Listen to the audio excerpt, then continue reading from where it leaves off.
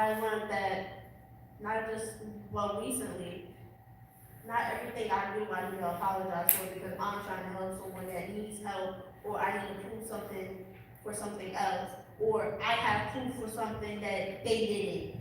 And I learned I don't need to apologize anymore. Your honest opinion. And I want to encourage yourself on the panel that a lot of the times, Black youth usually carries a filter to what they say or what they do to their face or their emotions. This is an opportunity to remove that. We want your open opinions, and thank you for being so honest with us. That was very necessary. Now, this question is for Zoe. When did the rest start feeling like guilt instead of healing? I feel like this is something that I am on currently experience, especially in transition of going to high school and college. And I've often used the term being like overstimulated in a sense where like I need to just look back and take care of myself. And I feel as like speaking from my experience as a Black woman, I feel like that pressure to constantly like nurture or look out for another person or look out for my younger siblings, filling roles that like were not necessarily designed for me, but I feel pressure to do so.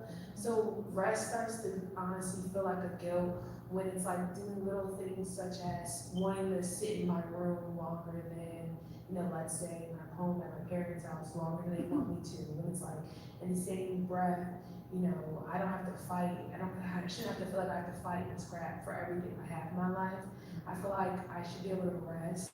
The world already is a rat race, and I feel like little things are just little self-care started to feel like I was like, do I really need to do that, or do I need those extra minutes to go do something else? Or I started implementing it in my college life, constantly, overbooking myself in multiple orgs, and like I thought the feeling of being worn down was like an accomplishment. Like, yeah, today was a lot because I did a lot, but in actuality, I was just burning myself out, and it wasn't. I had to relearn what it meant to like care for myself.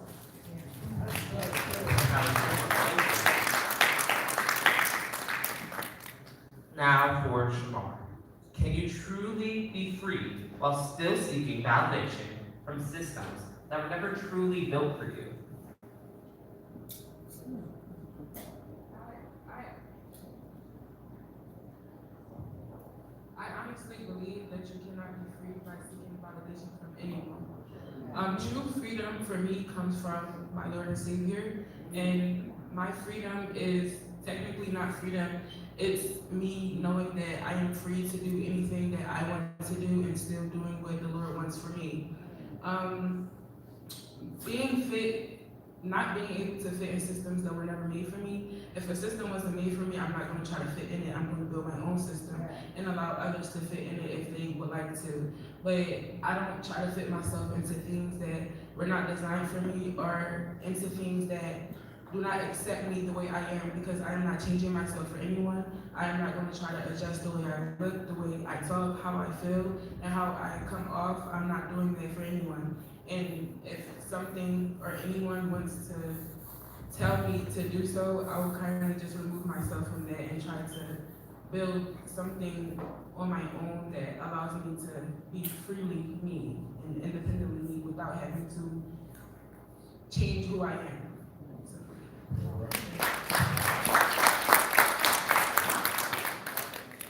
Okay, moving on. These next two questions are about our own shared experience. To Corey, are you healing or are you really just coping?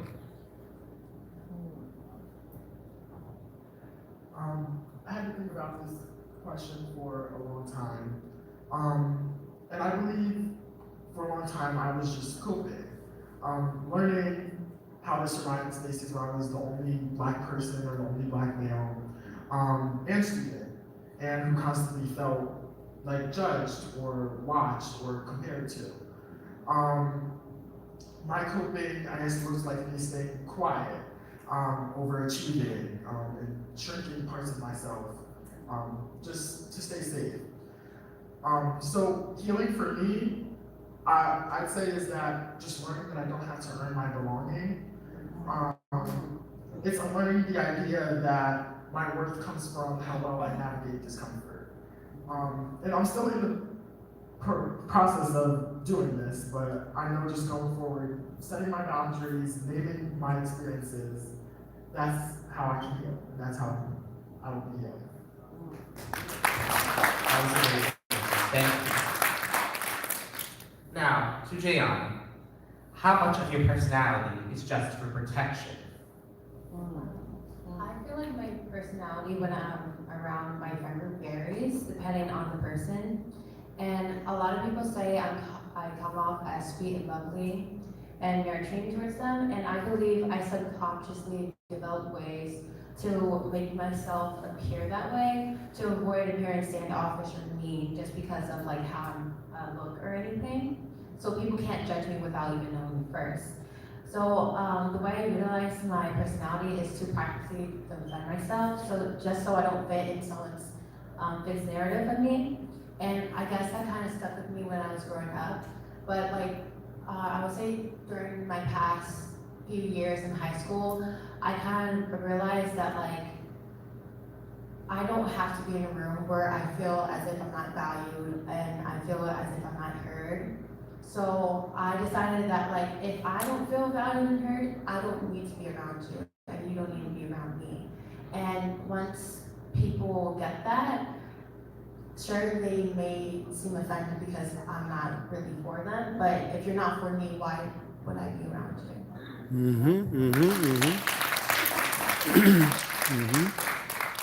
And finally, for Maya, what does joy look like when survival isn't your priority?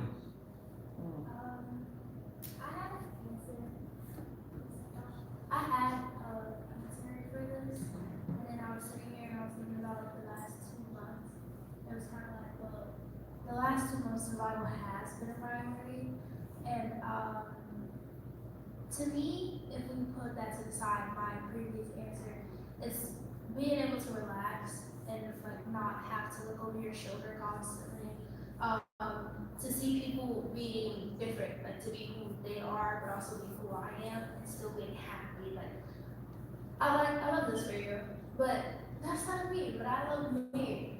And then I thought about like the last 2 months and how I've just been sitting around, but I've also still felt joy through injury, through everything, through the mentals. It's been a trials and tribulations, you know. But I sat and I thought about like the conversations that me and Zoe had. We're like really close friends over like the past month or two, and how we reset our goals and how they're so different. Me and our goals are so different. And I thought about, well, like I want to be here and be not complacent, but satisfied, like happy that I did this, like the small things. But I don't have to sit and worry like, oh my gosh, I can't do that. Like, am I gonna be able to step into this space? Am I gonna be able to, deal with this? Stepping on campus the last 2 days was like a big goal of mine, and I was really happy when I did that. And I'm sitting at, like last night, I got no sleep. I was like, I can't sleep here. I can't sleep here. But I was like, but I'm here. Like I made it onto the campus, and I was really joyous about that. Like that was a big step right there. And it's like the small moments. Like I don't want to be living in anxiety. I think that's the big thing, is letting go of anxiety and being able to do what I plan to do. And then being like, okay, well, we didn't get as far as we wanted, but I was still very, very happy with what we did accomplish. And I feel like once you stop comparing everything that you, like comparing yourself to yourself is a big thing. It's not just comparing yourself to other people, it's comparing yourself to yourself. Is when I can completely feel joy, not just like, okay, I'm going through the motions, I'm surviving.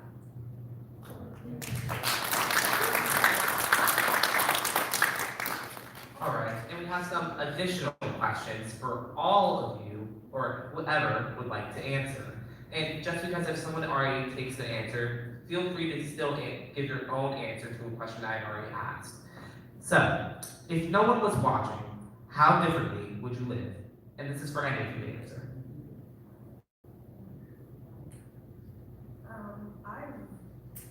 I personally really like that question.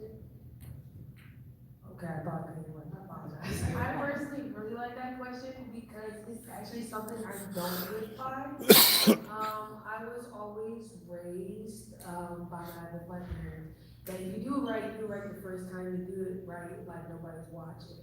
So I always live my life, with the principle that what's done in the dark is what's done in the light. So even in the flip side, I don't dull my personality, like if you met me, when it wasn't so cold out or X, Y, and Z, the circumstances we had this morning, like even the way people I met today, the way I talk, I am the way I am. I'm bubbly, I'm bodacious, I'm loud, that's just me, my lines, the voice. I've always been known for I like to talk, that's just me. So I never really shrink oneself or change oneself or, move a certain way or hide my blackness when I'm around X, Y, and Z or hold my tongue despite my face. I don't do none of that. What I stand on is what I stand on because I feel like if you stand for nothing, you fall for everything. So I don't change nothing about myself in the front and the light because I want to be my most authentic self. And like everyone amongst the family been saying, if you can't accept me for who I am and what I give you, then you just don't deserve that access to my life.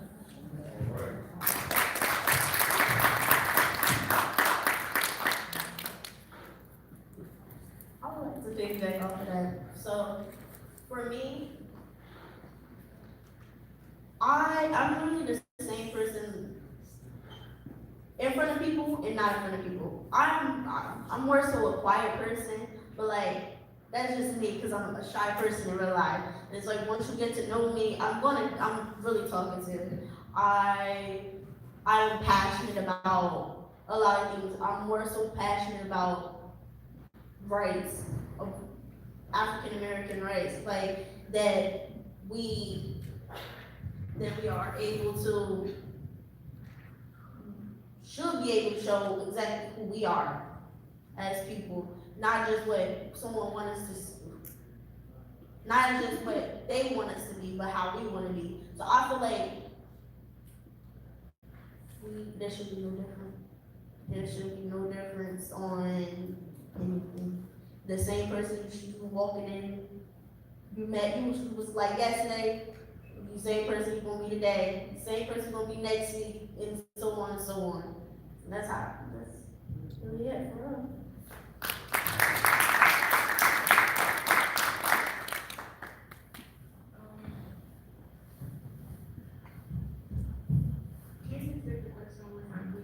Yeah, of course.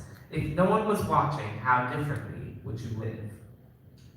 So, I don't think, I'm not gonna say I don't think. I wouldn't act differently or live differently at all because, truth be told, there's always someone watching. I try to do things, as Zoe said, the first time I do something, I try to do it the best because I always live by, the Lord is always watching you. So, me acting different in front of people and behind closed doors is not going to do nothing for me because someone always has their eyes on me. I always try to just put my best foot forward, and if I don't, I fall short. We're all human, we do, but I don't think that I would change the way I am or how I act around anyone. Like Zoe said, again, if you don't appreciate or you can't accept how I am, then you just don't need to be around me.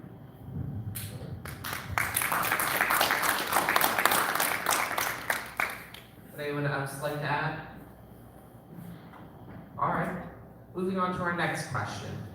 Have you ever questioned your worth because the world questioned your own existence?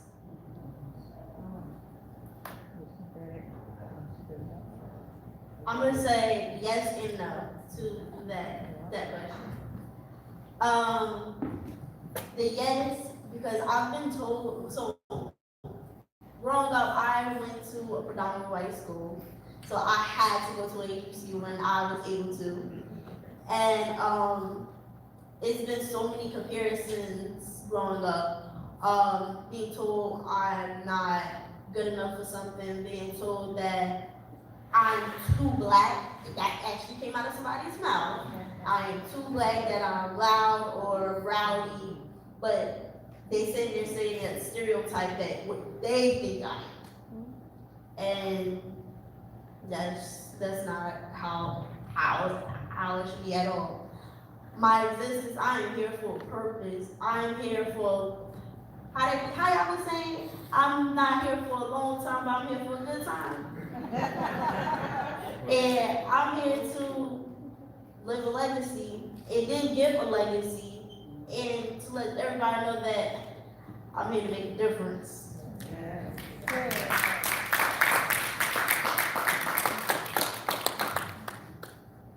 I would say before I first came to college, I didn't know myself.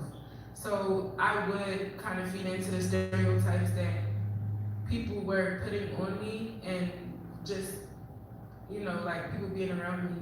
And especially in high school, I didn't know myself in high school, and I would always try to, fit in, I guess, but I was always the person that stood out, always the person that was just an outsider, outcast.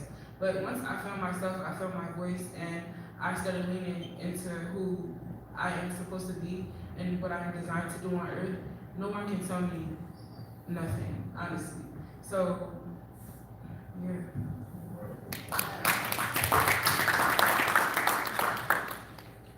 I personally will say from different experiences I've had from different environments that now that I've gotten older, I'm very happy my parents let me do them, and if you ask them, they will say that it was a strategic plan all along. But like I said earlier, from 3 to 14, I was at an almost all-white institution, or Roman Catholic. It was very strict. It was very, Jesus had blonde hair, blue eyes. It was no reflection of me in the building whatsoever. So I can say that I grew up very insecure. I would say insecure in myself, but not insecure in my blackness. Because I knew I was black, and I was very proud to tell the kids, like, yes, my mom braids my hair every morning, or my mom did this, and I would always, the kids, themselves didn't necessarily make me feel bad at my blackness. Is what they were taught in our household that made me feel bad. And as the talks that I had with my parents, when it made me, I had to understand things I think my other white counterparts at the time did not have to understand and learn. Comments about, my mother was 5 and prepping me for comments about my hair. And I'm pretty sure most little girls who grew up with straight hair, it's like, have to get comments to prep them for somebody actually touched their hair, tell them no. So I felt very insecure in myself, in the sense of the fact that, like, I was heavier, I was a child, my parents fed me, like, I couldn't apologize for that. But it's just like everything was attributed to me being black as a child. Like, was I just a heavy kid because I ate a lot, or was it heavy because I was a black? No, it was certain things that made me feel very insecure in myself, or things are put upon me with the hair policies at our school. I remember one day my mom and dad had come to the school because I couldn't wear barrettes no more, and they were trying to make my mother shave my brother's hair because he had a mohawk. But the boy that sat next to him had a green mohawk in his hair.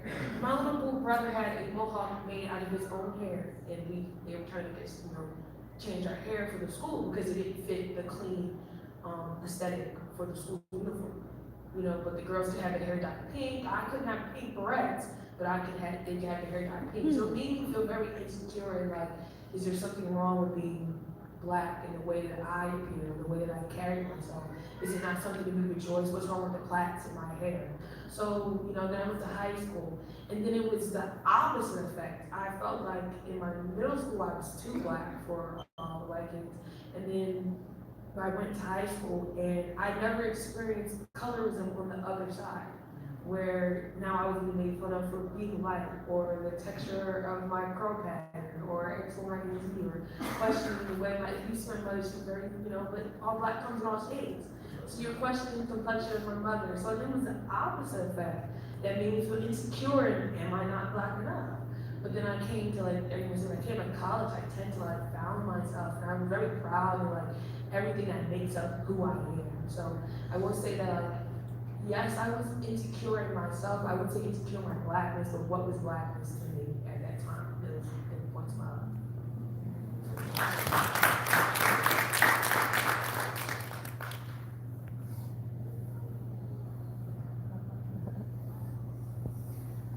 I would say, when I was younger, I would say in early elementary school days, there was at least 2 grades where I was the only black girl in my class. And I remember specifically in kindergarten, I didn't go to preschool, but I came to my kindergarten class as the only black girl.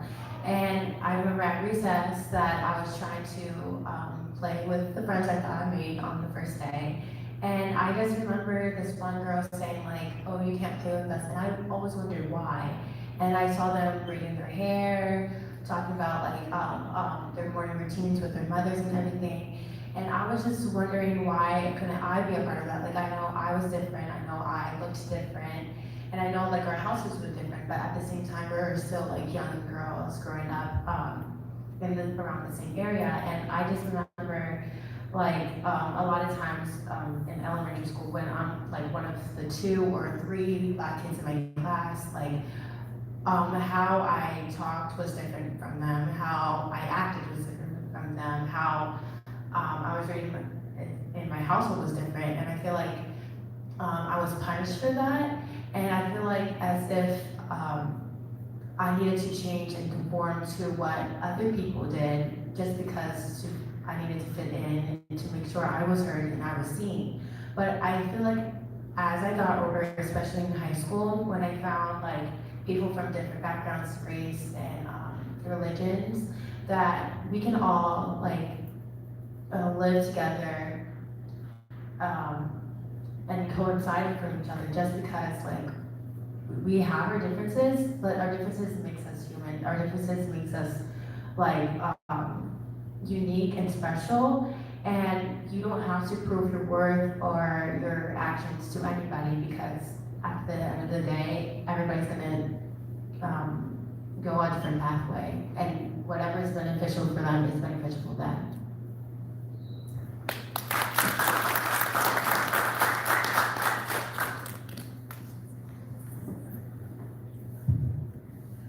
And just for my experiences throughout high school, starting in middle school, specifically throughout math, I've been consistently the only black kid in my math class. I've gone through the same class with the same 20 kids since I was in 7th grade. And so specifically getting into high school, again, the only black kid there.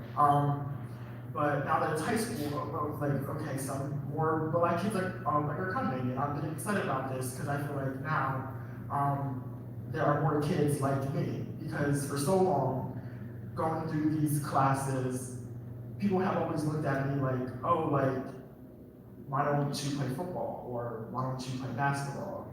Or just things like that. And I was always trying to fit in with the smart kids because I thought myself smart. Why can't we be smart together? Even with math tests, if I were to get a higher grade, that wouldn't be met with praise, it'd just be met with oh, how'd you get that?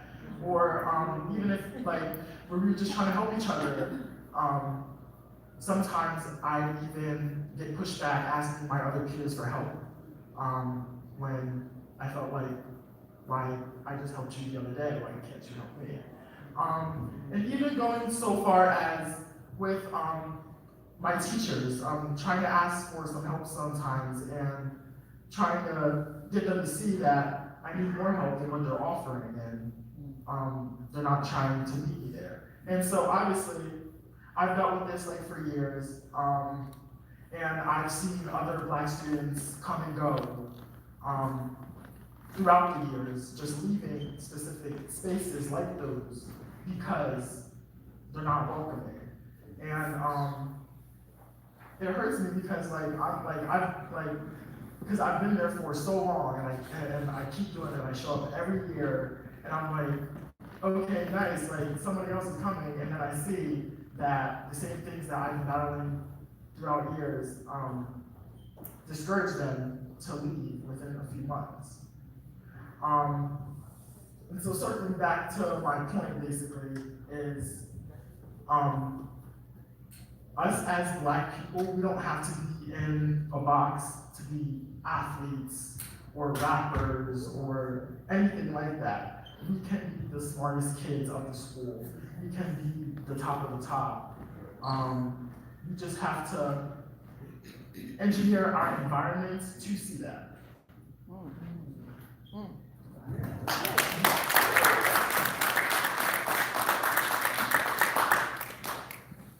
Well, that was some lovely commentary. Do you guys have anything else you'd like to add? Well, I know I'm a moderator, but because of how wonderful all of you talking was, I wonder if it's okay if I share my opinion on this. Yes. So, ever since I was young, I knew I was different from the rest of the kids that went at my school. I mean, most likely, like all of you, I went to a predominantly white institution. In Kings Highway Elementary, it was mostly white kids in all of my classes. And I didn't realize how much my race and ethnicity had impacted my life until I reflected back on those years and realized how much they truly shaped me.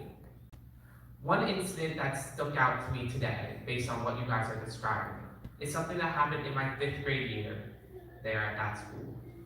I remember I had never had many Black friends growing up.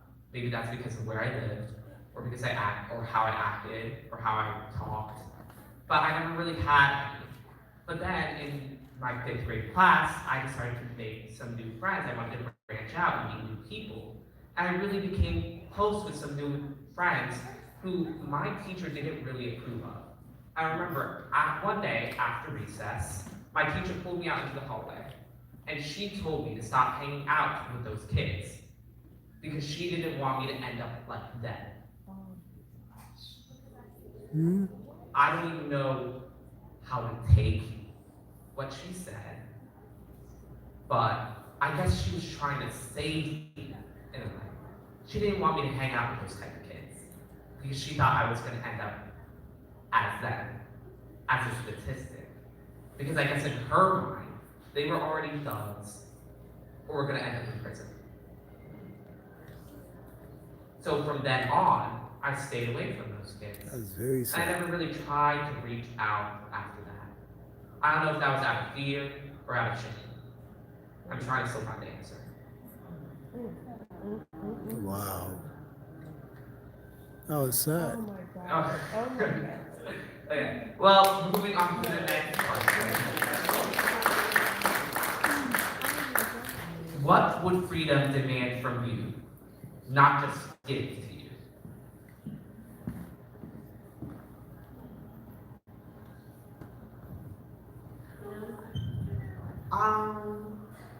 I would say we should have the.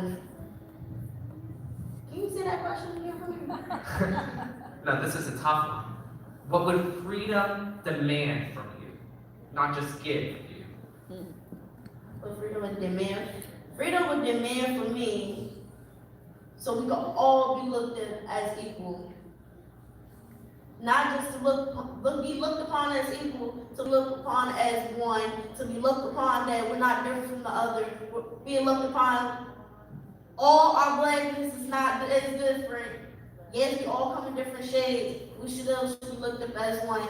Just because someone is lighter don't mean they better. Just because someone is darker don't mean they meaner. Just because somebody has longer hair or longer curls, don't mean they're prettier, don't mean anything. That's just something that they take. Just because, here's another one.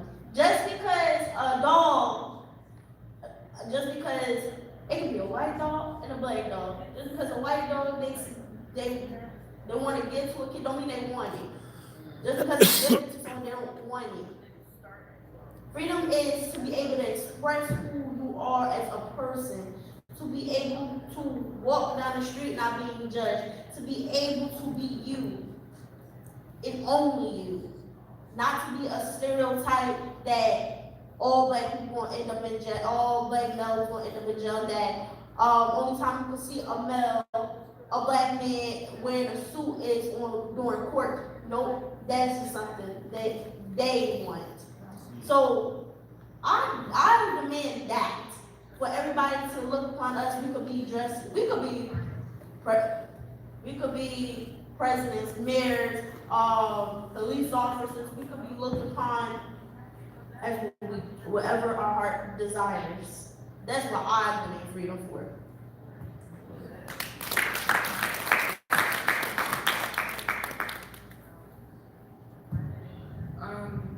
Freedom demands respect, integrity, love.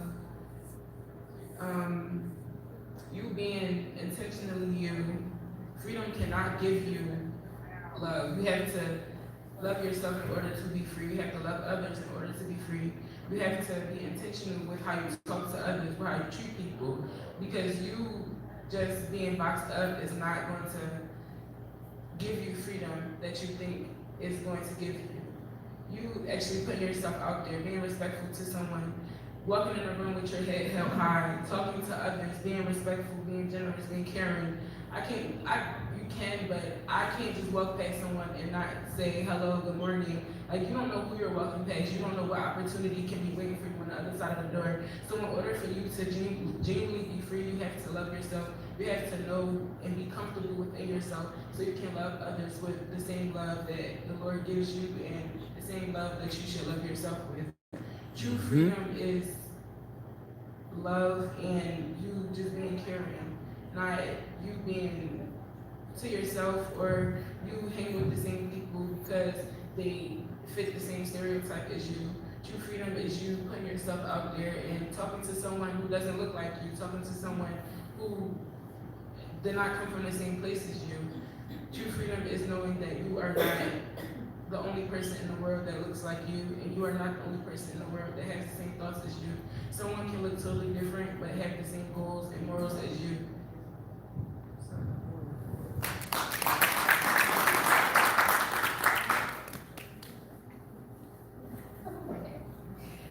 To me, freedom demands two sides of me. It demands, I'm sorry, I didn't realize it was so close. It demands my voice, fight, and intention, like she said. But it also demands nurture, it demands patience. To be physical, we may have gotten our physical freedom, but freedom is like a continuous fight.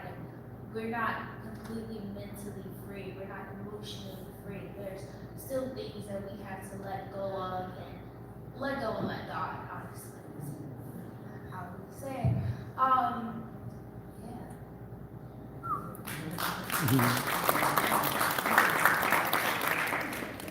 To piggyback off of my counterparts, I was more so interpreting the question in a tangible sense.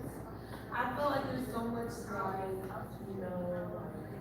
personalization of it. Like when someone thinks of like freedom, like that is like to each their own what makes you feel free. But I was thinking about like as a Black person, tangible. I feel like freedom for Black people, I feel like needs to come with change, but also like understanding and remembrance of what was done to us. I feel like every 10 years there's a new wave of the BLM movement, let's free the unloading the bear of the oppression that people of color are going through X, Y, and Z.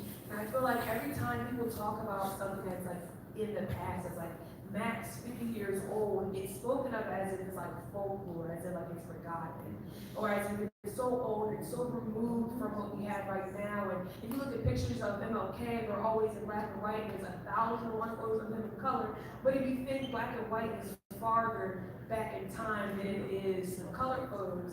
And I feel like true freedom comes from change, but not forgetting what you're changing from, or what we're trying to remove ourselves from as like people. And like I'm thinking like freedom in America as a Black person, it's like we're constantly fighting for freedom and also freedom for others. And I just want a moment to feel free myself where I'm not leading the movement or something, where it's not on the back of Black people, you know, with the current situation right now with ICE that's going on. And you'll look on social media, people are turning to the BLM movements and other Black people and other people who did notable things in the Black community for our personal freedom. You know, why aren't you free everybody else? And I feel like true freedom for a Black person is just to sit back and not have to carry the weight of everything in your back. I feel like Black people carry so much generational pain, trauma, hurt, you know, and I feel like true freedom for us is change, it being permanent change, and not 25 years later, you know, our grandchildren is fighting for something that we fought for that's not getting undone.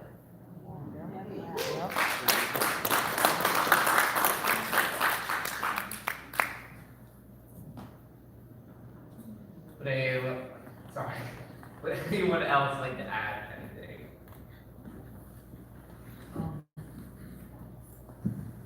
I think just to piggyback off of her, freedom requires the reinstatement of DEI. I feel like DEI was something saying that. Sorry. You're fine. Thank you for the action.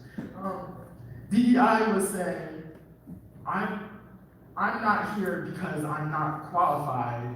I'm here because I'm qualified and because I'm a minority and so this company can be diverse like our world is. DEI was never a ticket to give underqualified Black people or minorities jobs. That's not what it's for. DEI actually helped white women, for the most part, more than they helped Black people. Yeah. But that's what I think freedom requires. We need to reinstate these things that the current administration is trying to pull back. Why are we going back in time? Why are we going back in time? I don't get that. But that's what I think freedom requires.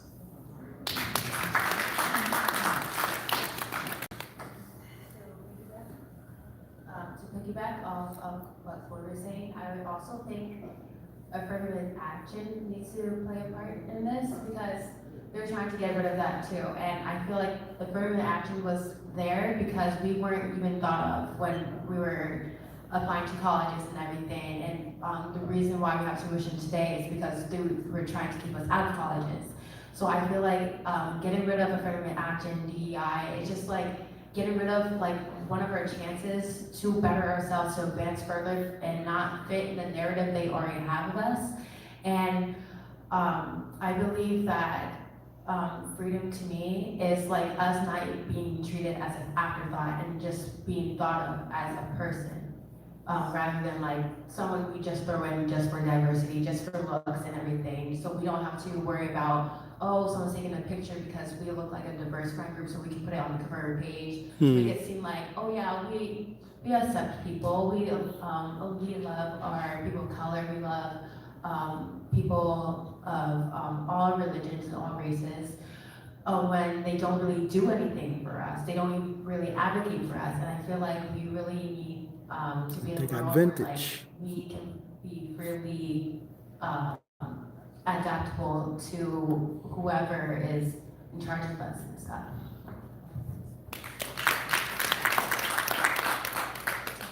All right, now I want to invite everyone, panelists and the audience, to reflect quietly or come up and share if you're moved. Think about this question first. What part of yourself have you been defending instead of embracing?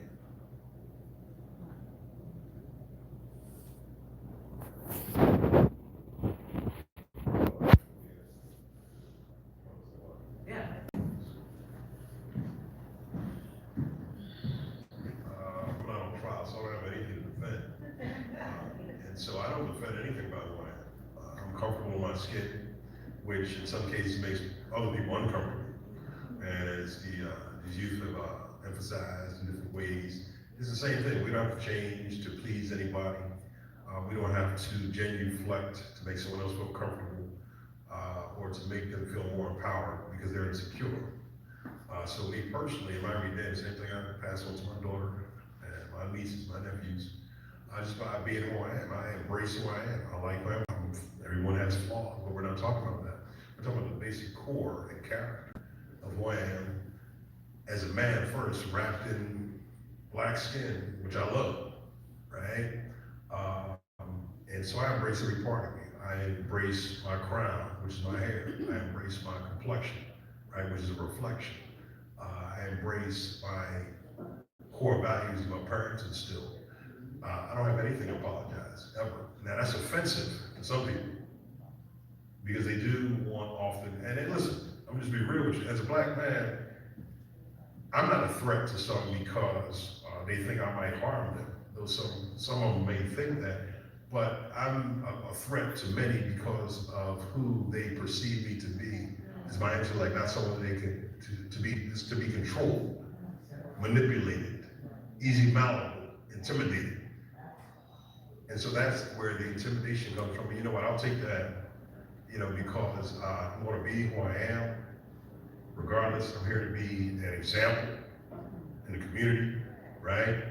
My own family and in the broader community, and light. Christ is my Savior. And to be that light in the community that I need to be.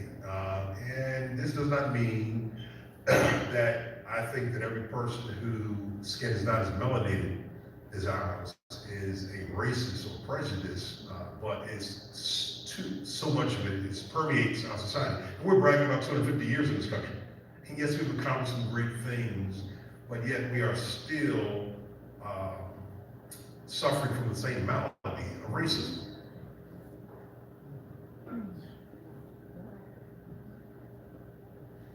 Think about that. This cancer that has metastasized. It was in remission, but now it's come back with a vengeance. It's cancer. It is racism, right? So no, I'm not going to fade into the background or shadows. I'm going to stay up front. I'm glad we have our youth, these hearts and minds you're hearing today, right? And we have to stand together. To me, in my mind, there's no generational gap, except the one we may perceive in our own selves, right? That is the only gap. And so, no, to the answer to the question, I don't shrink back. I don't have anything to defend. I'm going to be me. And if me being who I am offends, well, the problem's not with me.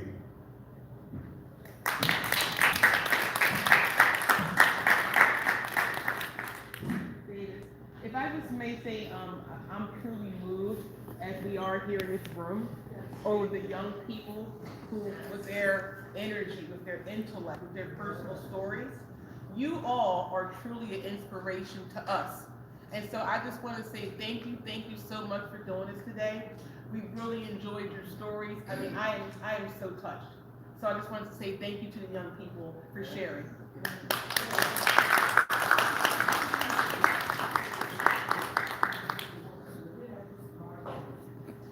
Hi, everyone. So happy to be here. At 65 and a half. I can identify with all y'all. My name is Denise. And what was the question again, like they just asked? What part of yourself have you been defending instead of embracing? Well, I heard the panel speak, and freedom, fitting in in life. You know, from this age now, and going back and looking over my life. My father was white, and my mother was black. I used to go to school, they used to call us war babies, you know. Last name was Randolph, I turned red like, you know, they used to call me Rudolph the Red-Nosed Reindeer. And you know, as we as kids, we say some harsh stuff. And then you believe that it's the truth inside of you. So with that void, I had found other things to fill that void that wasn't very conducive to my life. You know, I've been recovering now for 21 years here. You know, I'm a veteran. You know, I ran mostly all my life from life. Only one day, it comes a day when you have to confront yourself. You know, where do you really fit in? And you talk about finding freedom within. You know, finding where you need to be really, you know, of your character, of your integrity, and everything else. And you know, as I was walking here, I almost fell out of my car. And the one young guy came up and said, "Ma'am, can I help you?" He said, "We all need help." It wasn't until someone saw in me what I didn't see in myself to embrace me in love was I able to become the woman I am today. So I just want to thank y'all for reminding me of my grandkids that I see that have some difficulties in life of where they fit in and the good, bad, and difference in them. You know, I just had an 11-year-old grandson that was convicted of harassment and bodily harm. But they're dominating, but we're not even going to go there because people are people. I come to accept who you are, but most of all, you got to come accept who you are. And I can see his movement of how he's moving, you know. And sometimes it makes me very angry. Sometimes it's very rewarding, and sometimes it's very upsetting, you know. To let him know that I can be a beacon of hope for him, you know. But hey, I just hope and pray that one day, as I see you young people are, that the same will be given to my grandson through prayer. And I just want to thank you all for that because y'all gave me hope to deal with him differently. You know, thank you very much. That's all I have to say.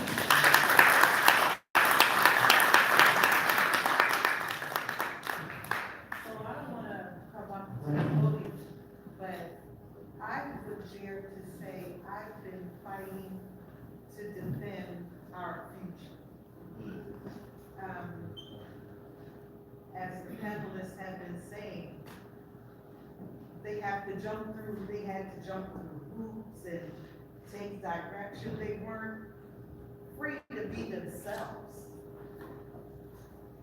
They're our future. They're who we're leaving, whatever state the world will be in when we leave. We're leaving it to them. So fighting for the future for them is my priority. I believe that you're the head and not the tail, that you're above and not beneath, that you are chosen, you are special, and because of you, our future will be all right because you're coming into it. Thank you for who you are and where you stand. I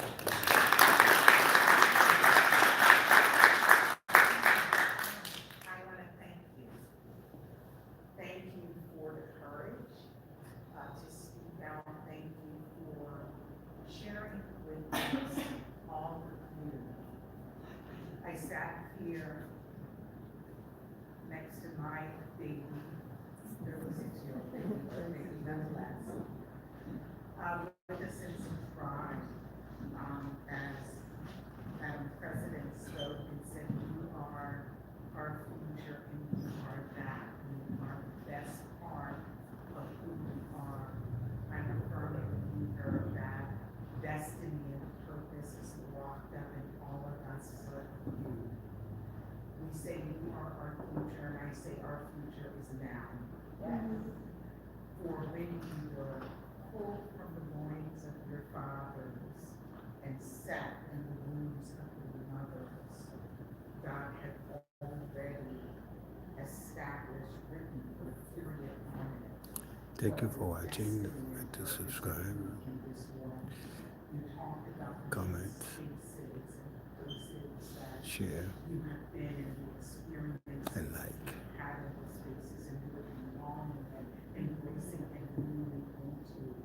I want to encourage Bye-bye. and say that we are here for such a time as this. Continue to dream, continue to increase in the persons that we are or we